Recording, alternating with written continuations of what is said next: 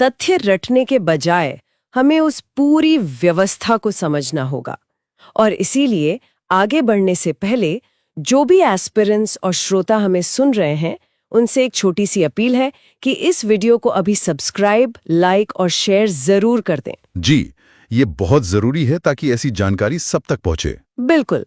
और हाँ, इसी प्रकार के विस्तृत और परीक्षा उपयोगी वीडियो के प्रत्येक टॉपिक को देखने के लिए हमारी यूपीएससी और यूपीपीसीएस की जो विशेष प्लेलिस्ट है, उसमें जाकर वहां से अध्ययन करना न भूलें। तो अब इसी व्यवस्था और पहाड़ों के इस जटिल डेटाबेस को डिकोड करने के लिए शुरुआत करते हैं उत्तर भारत के उन विशाल और गगनचुंबी पहाड़ों से, जिन्हें द ग्रेट नॉर्थ कहा जाता है। The great north. हाँ, ये क्षेत्र हिमालय और काराकोरम का वो रहस्यमयी और बर्फ से ढका हुआ हिस्सा है जो पूरी दुनिया को आकर्षित करता है। अब देखिए, जब भारत की सबसे ऊंची चोटी का जिक्र आता है तो सबसे पहला नाम उभरता है K2, जिसे गॉडविन ऑस्टिन भी कहा जाता है। जी हाँ, 8,611 मीटर की ऊंचाई के साथ K2 दुनिया की दूसरी सबसे ऊंची चोटी है। और अगर हम भौगोलिक और तकनीकी रूप से देखें तो ये भारत की सर्वोच्च चोटी है। लेकिन, और ये एक बहुत बड़ा लेकिन है, इसके साथ एक बहुत ही जटिल भू राजनीतिक और भौगोलिक पेच जुड़ा हुआ है। ये काराकोरम श्रेणी में स्थित है और वर्तमान में ये हिस्सा पीओके यानी पाक अधिकृत कश्मीर के अंतर्गत आता है। सही बात है।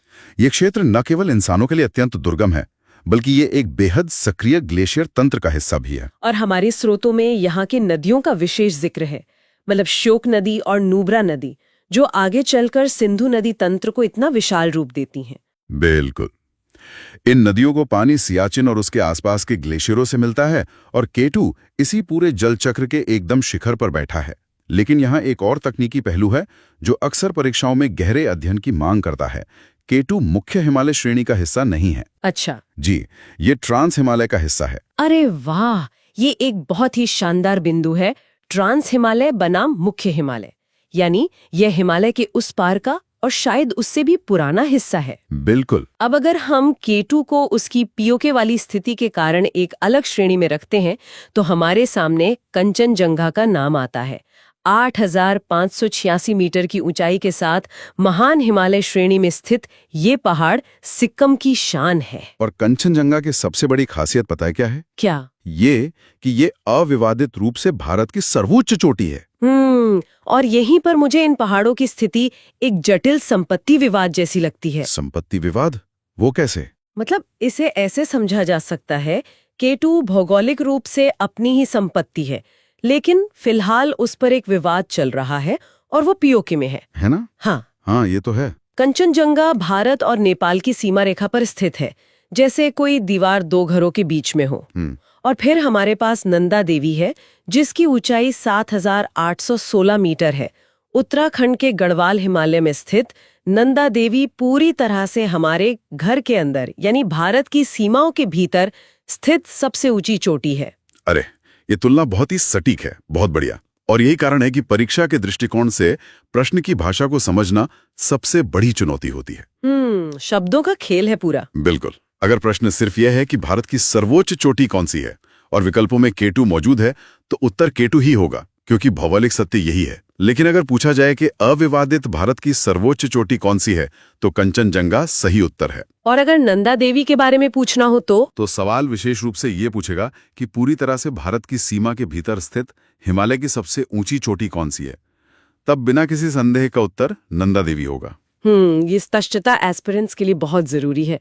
लेकिन ऊंचाई और विवादों से अलग इन पहाड़ों का अपना एक जीवित स्वरूप भी है। जैसे कंचनजंगा सिर्फ बर्फ से ढकी एक चट्टान नहीं है। हमारे नोट्स बताते हैं कि यहाँ यूनेस्को का विश्व धरोहर स्थल कंचनजंगा बायोस्फीयर रिजर्व भी स्थित है, जो कि यूपीपीसीएस जैसी परीक्षाओं के लिए बहुत महत्वपूर्ण तथ्य है। बहुत ही महत्वपूर्ण पहलू है ये। कंचनजंगा के निचले ढलानों पर अल्पाइन घास के मैदान और घने जंगल हैं। यह हिम तेंदुओं यानी स्नो लेपर्ड्स और दुर्लभ वनस्पतियों का घर है। वाओ! और साथ ही इसके जेमू ग्लेशियर से तीस्ता नदी का उद्गम होता है। तीस्ता नदी सिक्किम और उत्तरी बंगाल के लिए एक पूरी जीवन रेखा है, जो आगे चलकर शक्तिशाली ब्रह्मपुत्र नदी तंत्र में मिल जाती है। और नंदा देवी के बारे में भी कुछ ऐसा ही है ना? जी बिल्कुल। 7,756 मीटर ऊंची कामेट चोटी भी है, जो सरस्वती नदी का उद्गम स्थल है।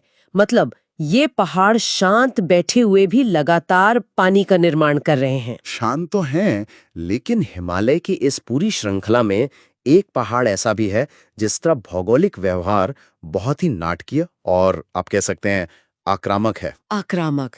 आप किसकी बात कर रहे हैं? हम बात कर रहे हैं नंगा पर्वत की।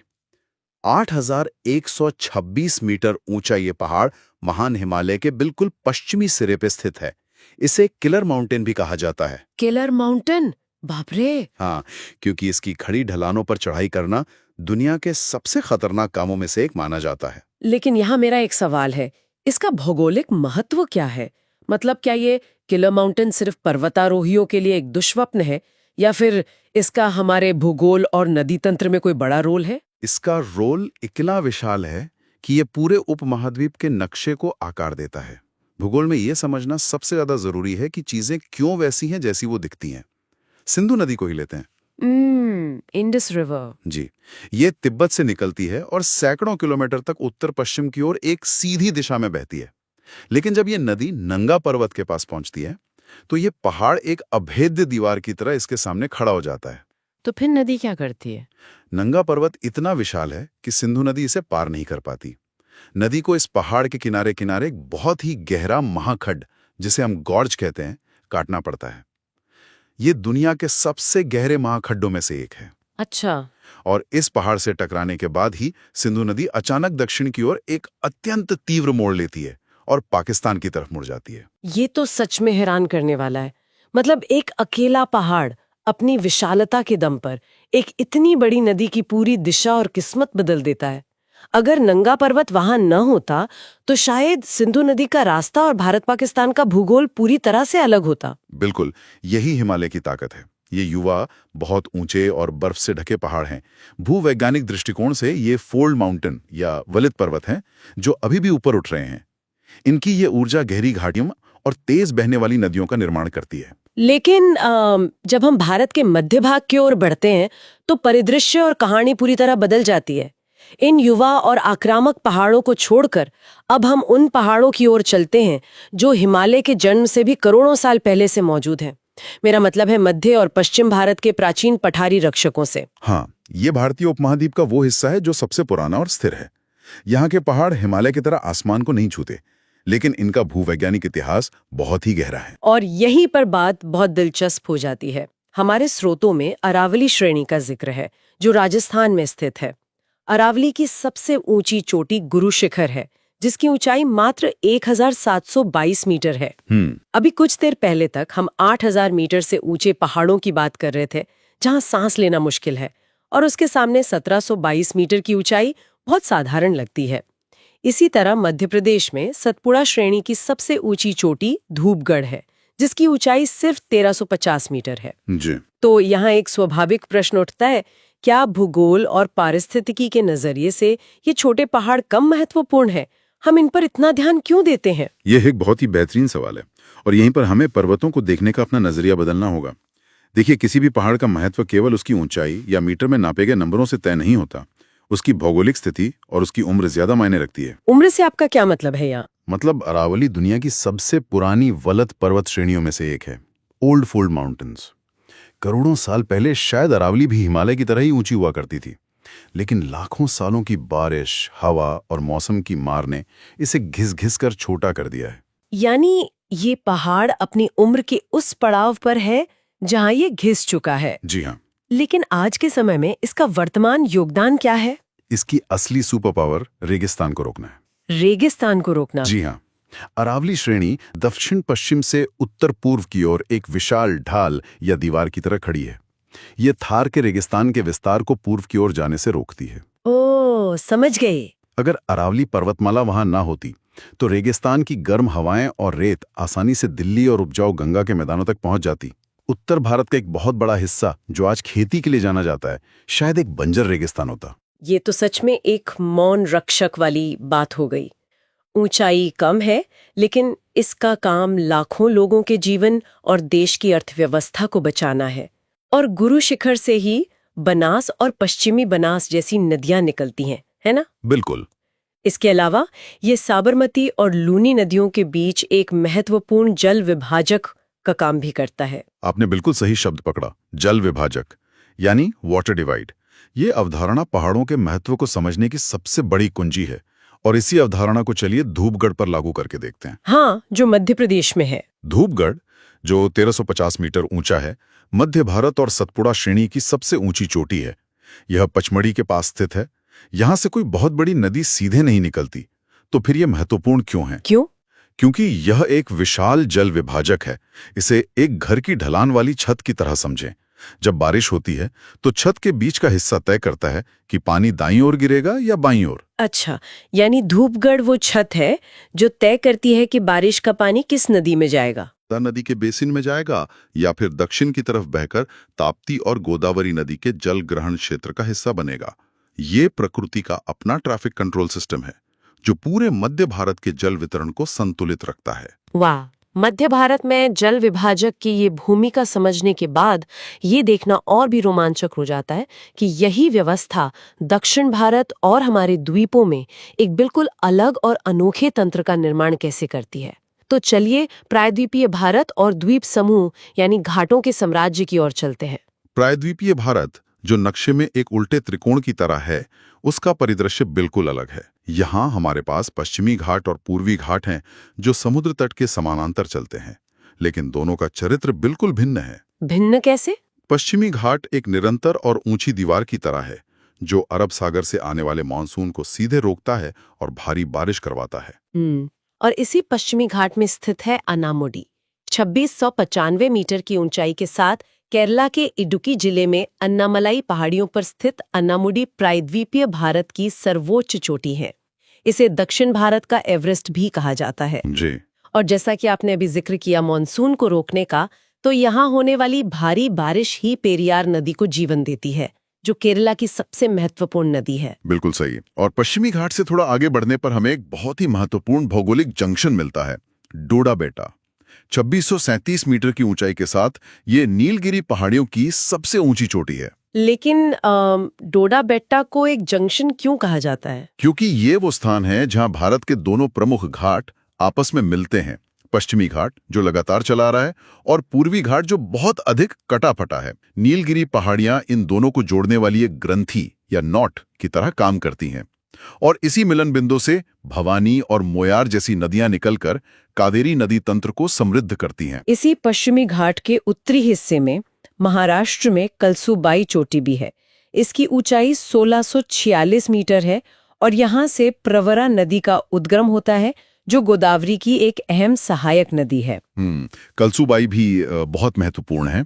लेकिन अब हमारे स्रोतों में एक ऐसा तथ्य सामने आ रहा है जो शायद बहुत से पुराने डेटाबेस को चुनौती देता है। हम बात कर रहे हैं पूर्वी घाट की सबसे ऊंची चोटी की। हमारे पास जो अद्यतन स्रोत हैं उनके अनुसार पूर्वी घाट की सर्वोच्च चोटी जिंदगड़ा है। हाँ, जिंदगड़ा पीक, जिसकी ऊंचाई लगभग 1690 मीटर है और ये आंध्र प्रदेश की अराकू घाटी में स्थित है। अब इसे समझने के लिए एक उदाहरण लेते हैं। बताइए। पुराने समय में जब मानचित्र बनाने की तकनीकें इतनी विकसित नहीं थीं, तो पूर्वी घाट के कटे फटे और जटिल इलाके को ठीक से मापना मुश्किल था। इसलिए पुरानी किताबों में लंबे समय तक पूर्वी घाट की सबसे ऊंची चोटी महेंद्रगिरी को माना जाता रहा। ये बहुत बड़ा कंफ्यूजन रहा है हमेशा से। बिल्कुल, लेकिन अब हमारे पास बेहतर सैटेलाइट डेटा और उन्नत भूवैज्ञानिक मापन तकनीकें हैं। ये बिल्कुल वैसा ही है जैसे स्मार्टफोन के पुराने सॉफ्टवेयर को अपडेट करना या फिर धुंधले लेंस को हटाकर एक हाई रेजोल्यूशन वाले कैमरे से देखना। क्या बात है, बहुत अच्छी एनालॉजी है। इस नए डेटा ने स्पष्ट कर दिया है कि जिंदगड़ा ही पूर्वी घाट का सर्वोच्च शिखर है और एसएससी या रेलवे जैसी किसी भी गंभीर परीक्षा की तैयारी करने वालों के लिए ये जानना जरूरी है कि विज्ञान और भूगोल लगातार अपडेट होते रहते हैं। पुरानी जानकारी पर टिके रहना एक बड़ी भूल हो सकती है। अपना डेटाबेस जिंदगड़ा के साथ अपडेट करना बहुत जरूरी है। ये सैटेलाइट मैपिंग वाला उदाहरण बिल्कुल सटीक है। देखिए, पूर्वी घाट का भूगोल इतना खंडित है क्योंकि लाखों सालों से गोदावरी, कृष्णा और कावेरी जैसी विशाल नदियों ने इस पर्वत श्रृंखला को काट काट कर समुद्र में अपना रास्ता बनाया है। इस भारी कटाव के कारण ही चोटियों की सही ऊंचाई का मापन समय के साथ अपडेट होता रहा है। नदियों ने पहाड़ों को काट दिया। अब चलिए भारत की मुख्य भूमि से थोड़ा दूर चलते हैं, बंगाल की खाड़ी में स्थित अंडमान और निकोबार द्वीप समूहों की ओर। वहां की सबसे ऊंची चोटी है सैडल पीक। इसकी ऊंचाई सिर्फ 732 मीटर है। ये अंडमान के उत्तरी भाग में स्थित है। ऊंचाई में भले ही सिर्फ 732 मीटर हो, लेकिन पूरे अंडमान और निकोबार द्वीप समूह के पारिस्थितिकी तंत्र में इसका रोल बहुत बड़ा है। वो कैसे? देखिए, छोटे द्वीपों पर मीठे पानी का स्रोत मिलना बहुत मुश्किल होता है, क्योंकि वहां नदियों के लिए पर्याप्त जल ग्रहण क्षेत्र यानी कैचमेंट एरिया नहीं होता। और यहीं पर सैडल पीक का जादू काम करता है। हमारे नोट्स के अनुसार सैडल पीक के ढलानों से कल्पोंग नदी का उद्गम होता है। जो बात इस नदी को विशेष बनाती है वो ये है कि कल्पोंग पूरे अंडमान द्वीप समूह की एकमात्र बहने वाली नदी है। जी हाँ, एकमात्र नदी। 732 मीटर की ये चोटी समुद्र से आने वाली नम हवाओं को रोककर एक ऐसा माइक्रो क्लाइमेट तैयार करती है जो इस नदी को साल भर बहने में मदद करता है। ये एक उत्कृष्ट उदाहरण है कि कैसे एक छोटी सी चोटी भी एक पूरे द्वीप के जीवन को बनाए रख सकती है। तो इस पूरे विस्तृत विश्लेषण को अगर हम समेटें तो एक बात बिल्कुल स्पष्ट होकर उभरती है। भारत की ये प्रमुख पर्वत चोटियां, चाहे वो उत्तर में 8000 मीटर से ऊंची K2 या कंचनजंगा हो, मध्य में 1700 मीटर ऊंची अरावली की गुरु शिखर हो, या फिर अंडमान में 700 मीटर की सैडल पीक हो, ये केवल मानचित्र पर उकेरे गए निर्जीव बिंदु या रटने वाले नंबर नहीं है। बिल्कुल नहीं। ये विशाल प्राकृतिक संरचनाएं हमारे देश की जलवायु की असली नियंत्रक हैं।